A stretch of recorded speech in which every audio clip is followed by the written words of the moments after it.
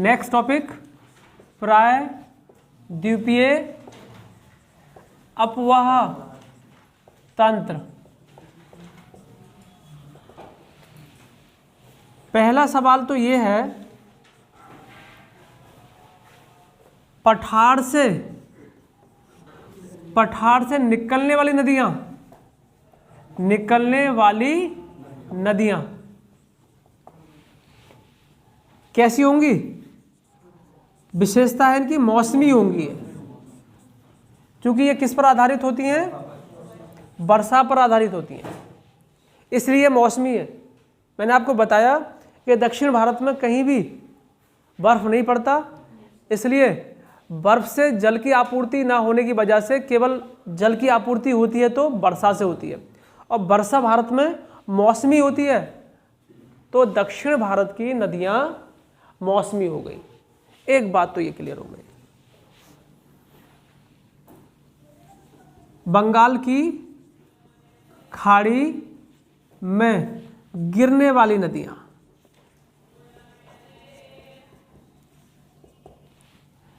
Number 2, अरब सागर में गिरने वाली नदियां।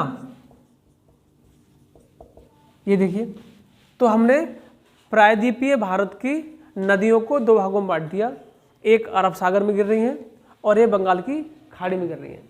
इन्हें अलग अलग देखते हैं, वो कौन कौन सी नदियां हैं जो बंगाली खाड़ी में गिर रही हैं और वो कौन कौन सी नदियां हैं जो अरब सागर में गिर रही हैं। तो सबसे पहले बंगाली खाड़ी में गिरने वाली नदियों के नाम लिखेंगे। चलिए, बंगाली खाड़ी में गिरने वाली नदियां, नंबर 1 दामोदर,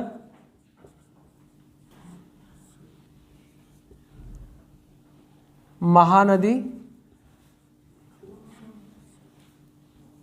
गोदावरी,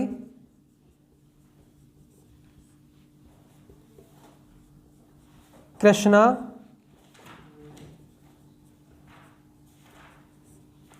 कावेरी। ये प्रायद्वीप पठार के बड़े नदी तंत्र हैं, ये जो पूर्व की ओर बहते हुए बंगाली खाड़ी में गिरते हैं। दूसरी बात, अरब सागर में गिरने वाली नदियां कौन कौन सी हैं?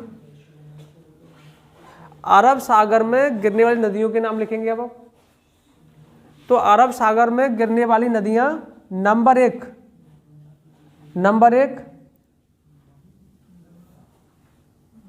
नर्मदा, नंबर 2 तापी, नंबर 3 माही, नंबर 4 साबरमती, नंबर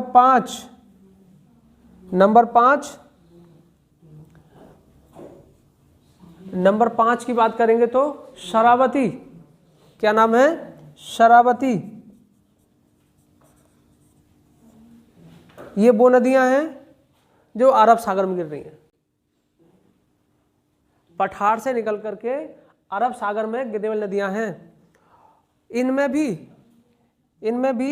ये जो 4 नदियां हैं, ये खंभात की खाड़ी में गिरती हैं, खंभात की खाड़ी में गिरती हैं। तो सुने, सबसे पहले हम बात कर रहे हैं दामोदर की, आपका रिवीजन हो जाएगा। दामोदर नदी का सबसे पहले हम उद्गम देख रहे हैं, और उद्गम है रांची का पठार, और रांची का पठार झारखंड में है। ये एक पॉइंट देखा। नंबर 2 पॉइंट हम देख रहे हैं मोहाना, तो इसका नदी का मोहाना हुगली नदी है, हुगली नदी, अर्थात ये नदी वेस्ट बंगाल में हुगली नदी से मिल जाती है। नंबर 3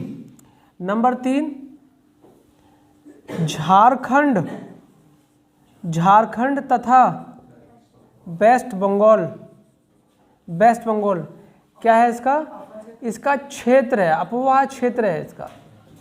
नंबर 4 की हम बात करें तो पश्चिम बंगाल का शोक कहलाती है ये, पश्चिम बंगाल का शोक। तो इस ये हो गई हमारी दामोदर नदी। महानदी, इसका उद्गम सिहावा श्रेणी है और इसका जिला देखें हम तो रायपुर, और ये रायपुर बसा हुआ है बस्तर के पठार पर। और ये सब कुछ किस राज्य में है? छत्तीसगढ़ में है। ये सब किस राज्य में? छत्तीसगढ़ में। उसके बाद देखिए इसके राज्य देखें हम, महानदी किस किस राज्य में बह रही है? तो राज्य में छत्तीसगढ़ और उड़ीसा में ये बहती है, 2 राज्यों में। इस नदी का मुहाना बंगाल की खाड़ी।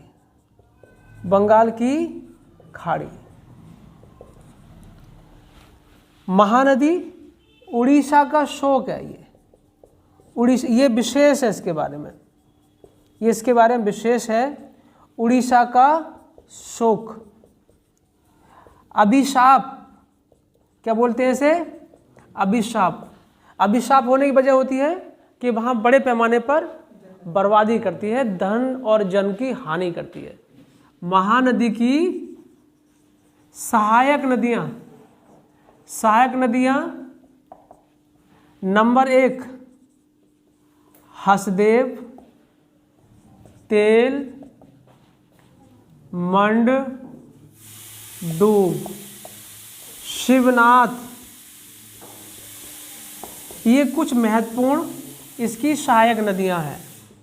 हसदेव, तेल, मंड, डूब, मंड और डूब, ठीक है। मंड और डूब ये अलग अलग है, मंड अलग है, डूब अलग है। शिवनाथ, गोदावरी नदी, उद्गम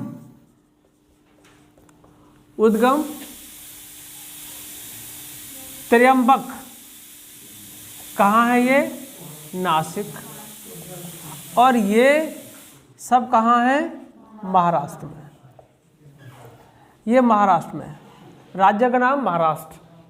उसके बाद इसका अपवाह क्षेत्र देखेंगे या अपवाह राज्य देखेंगे इसके। तो ये नदी महाराष्ट्र,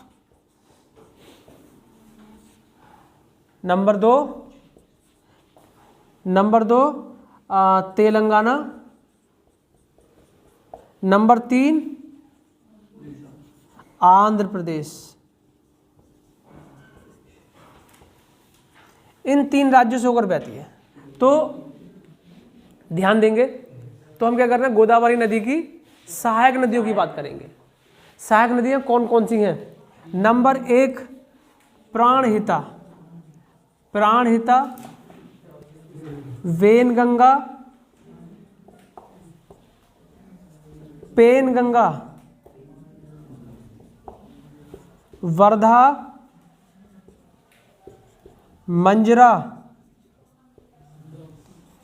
इंद्रावती। ये कुछ खास सहायक नदियां गोदावरी की हैं जिनका हमें अध्ययन करना है, जिन्हें हमें याद रखना है। इंपॉर्टेंट नदियां हैं ये। चलिए, गोदावरी का मोहाना बंगाल की खाड़ी। कुछ विशेष बात करेंगे किसके बारे में? गोदावरी के बारे में। तो देखिए विशेष क्या है। नंबर 1 पॉइंट, दक्षिण भारत की सबसे बड़ी नदी।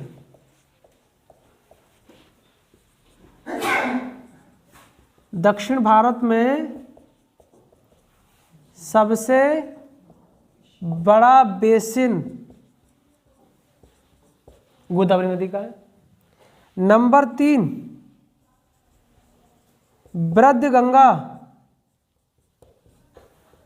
दक्षिणी गंगा,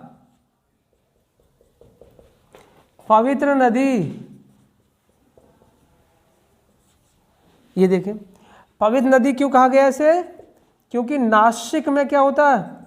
नासिक क्या लगता है? नासिक में कुंभ का मेला लगता है। यहाँ पर कहाँ पर? नासिक में, इसलिए ये पवित्र नदी भी हो गई। यहाँ पर ये नदी बड़े पैमाने पर राष्ट्रीय जलमार्ग का माध्यम बनती है।